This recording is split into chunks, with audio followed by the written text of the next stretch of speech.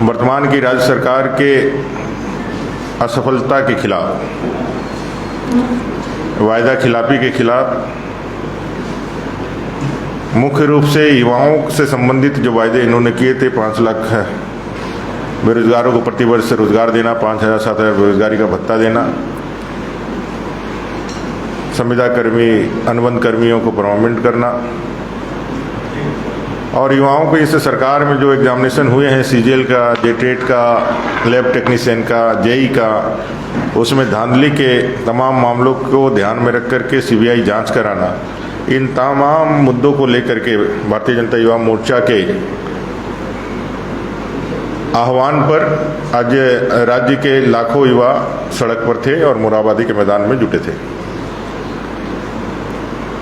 एक लोकतांत्रिक देश में, एक संवैधानिक व्यवस्थाओं में विपक्ष का काम होता है राज्य सरकार के फेलियर को जनता के समक्ष आंदोलन और प्रदर्शनों के माध्यम से प्रस्तुत करना और राज्य सरकार की असफलता को जनता के सामने उल्लेखित करना।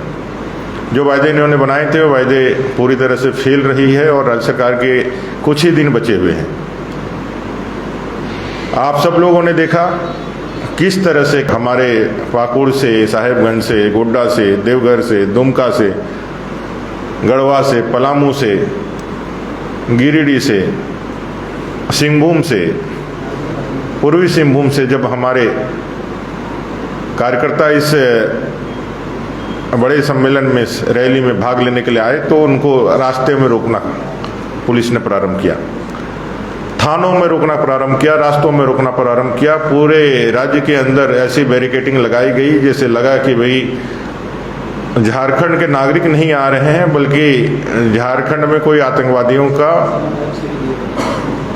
प्रवेश हो गया है। राज्य सरकार के इशारे पर, राज्य सरकार के दिशा निर्देशन पर यहाँ की पुलिस ने जो व्यवहार किया और लाखों लोगों को जो यहाँ पहुँचने नहीं दिया, मैं समझता हूँ ये लोकतंत्र के लिए काला अध्याय है। और फिर जब हम लोग मोरहाबादी के मैदान पहुँचे तो जिस तरह से कटीले तारों के साथ मुख्य सड़क को वहाँ बंद कर दिया गया। आज से पहले कभी झारखंड ने ऐसा कोई उदाहरण नहीं देखा होगा कि भाई किसी भी लोकतांत्रिक पद्धति से किए गए प्रदर्शन में ना लाठी है, ना उसमें हरवे हथियार है, ना पारंपरिक हथियार है। निहत्थे लोगों के प्रदर्शन को रोकने के लिए मैदान के सारे रास्तों को पूरी तरह से बैरिकेडिंग कर दिया गया। लोगों को याद आ गया जलियांवाला कांड, जनरल डायर की वह कायराना हरकत जो जलियांवाले कांड में उन्होंने किया था। पूरे मोरहाबादी को जिस तरह से उन लोगों ने घेर लिया और पुलिस इंटेंसली सरकार के इशारे पर शांतिपूर्ण सभा के अंदर माननीय प्रदेश अध्यक्ष आदरणीय बाबूलाल मरांडी जी के भाषण के दौरान ही जिस तरह से भीड़ के ऊपर, शांतिपूर्ण तरीके से सभा को सुन रहे भीड़ के ऊपर जिस तरह से गोले बरसाए गए, वो साफ दिखलाता है कि यहाँ अराजकता फैलाने की कोशिश ये कर रहे थे। ये चाहते थे सरकार की कोई ऐसी घटना हो जाए कि जलियांवाला कांड जो है दोबारा यहाँ दोहरा दिया जाए। ये भारतीय जनता पार्टी के कार्यकर्ता थे जिन्होंने बड़े ही शासन के साथ अपने लोकतांत्रिक अधिकारों के तहत इस सरकार के खिलाफ प्रोटेस्ट किया और फिर आप सब ने देखा कि जिस तरह से कई एक जहरीले गैस छोड़े गए।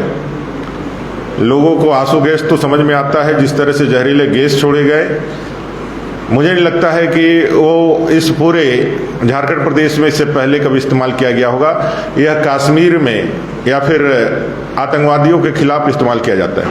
लोगों के दम घुटने लगे, बहुत सारे अस्थमा के पेशेंट जो है हॉस्पिटलाइज हो गए, बहुत लोगों के पैरों में चोट लगी।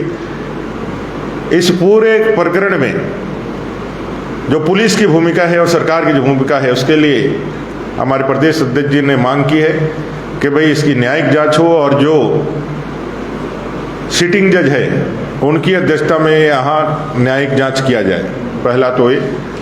और दूसरा, इस तानाशाह सरकार का और पुलिस को जो इन्होंने झारखंड मुक्ति मोर्चा के कार्यकर्ता के रूप में इस्तेमाल किया है और पूरे झारखंड प्रदेश में पुलिस ने जो अपना रवैया दिखाया है, थाना से लेकर के चेकिंग के नाम पर हजारों हजार कार्यकर्ताओं को, हजारों हजार युवाओं को इस सम्मेलन में भाग लेने नहीं दिया है, ऐसे पुलिस के खिलाफ और इस सरकार के खिलाफ कल संध्या सभी जिलों में, सभी प्रखंड मुख्यालयों के थानों के समक्ष भारतीय जनता पार्टी इस जितनी भी घटनाएं हुई है इसके विरोध में प्रशासन के सरकार के खिलाफ पुतला दहन का कार्यक्रम करेगी। कल सभी जिलों के एसपी कार्यालय के समक्ष और सभी प्रखंडों के थानों में हम इस सरकार का और सरकार के पुलिस प्रशासन के विरोध स्वरूप सांकेतिक रूप से उसका विरोध करते हुए सरकार का पुतला दहन करेंगे।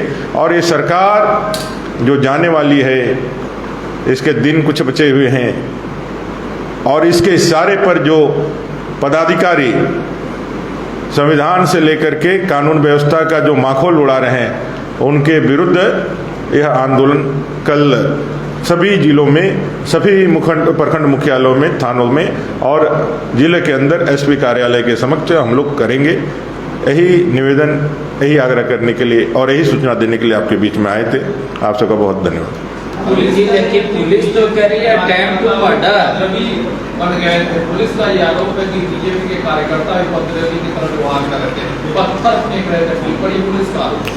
पुलिस के द्वारा फेंके गए सारे बम और ये सारी चीजें हमारे पास भी है, आप लोगों ने भी पूरा उसको लाइव कैद किया है।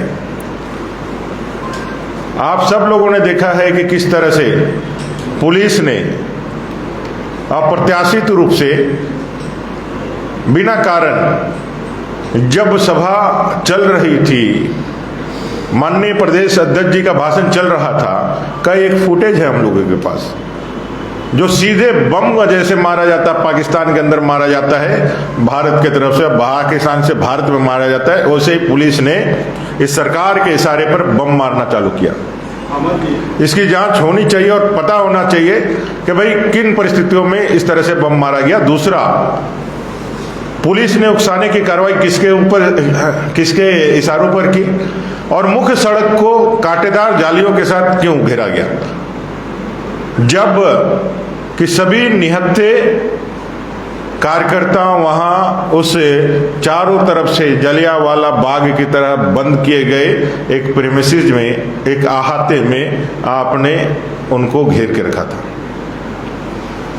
वीडियो फुटेज दिखा कर आरोप लगा रही है आप लोगों के ऊपर कि बीजेपी कार्यकर्ता मन बना के आए थे कि उलझना है पुलिस से और माइलेज लेना है, आक्रोश रहेगा। अभी झारखंड मुक्ति मोर्चा के ऑफिशियल पेज से एक ट्वीट किया गया था, जिसमें एक पुलिस के पीछे जो है जूते का निशान दिखाया था। वो 2022 का ट्वीट था और जब हम लोगों ने इसके तरफ उसका ध्यान आकर्षित किया और एफआईआर की मांग की झूठी भ्रामक खबर फैलाने के लिए, तो अभी झारखंड मुक्ति मोर्चा का ऑफिशियल पेज ने उसको डिलीट किया। तो भ्रम फैलाना, झूठ बोलना, आज झूठ के बुनियाद पे शासन स्थापित करके 5 साल चलाना और लगातार झूठ बोलना, ये झूठ के सरदार है, झूठ की सरकार है और झूठ ही बेचते हैं, झूठ ही खाते हैं, झूठ ही पीते हैं, झूठ ही सोते हैं और झूठ ही बेच करके शासन और प्रशासन चलाते हैं। तो ऐसे झूठे लोगों को जनता इस बार जब बैलेट सजेगी 2024 के चुनाव में, तो इसका बराबर उत्तर देगी। आज के युवाओं का जो खून इस धरती आबा बिरसा मुंडा जी के धरती पे जो लहू जो गिरा है, वो इस सरकार का ताबूत का आखिरी किल साबित होगा।